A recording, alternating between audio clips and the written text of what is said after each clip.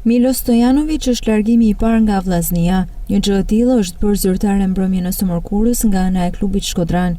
Me anë të një falënderimi në rrjetet sociale për kontributin e serbit, Vllaznia ka zyrtarizuar edhe largimin e tij. Stojanovic në rolin e qendërmbrojtësit është aktivizuar për 2 sezone në Shkodër.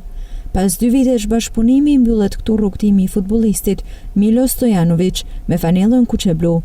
Klubi I futbollit Vllaznia falenderon atë për kontributin e dhënë për skuadrën tonë dhe I uron suksese në karrierën e tij të mëtejshme, njofton te klubi në rrjetet sociale.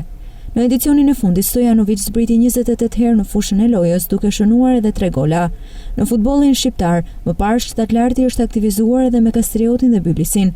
Me këtë largim të Stojanovic te Vllaznia duket se ka nisur spastrimi, ku fatin e qendërmbrojtësit pritet ta kenë edhe disa futbollistë të tjerë në radhët e kuqe-bluve. Ndërkohë, pavarësisht zërave të shumtë këtë periudhë të Vllaznia për afrim me futbollistësh, ende asgjë nuk është konkretizuar zyrtarisht në kampin shkodran.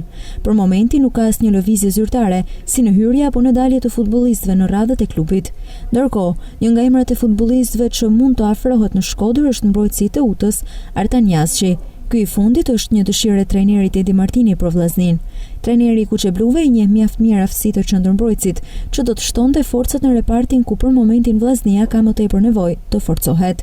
23 vjeçari ka luajtur gjatë gjithë karrierës së tij te Teuta, ndërsa tashmë mund të firmos me Vllaznin. Jasqi ka plot 134 ndeshje në ekipin e Teutës, teksa gjatë kësaj kohe ka shënuar 8 gola dhe ka asistuar 3 të tjerë.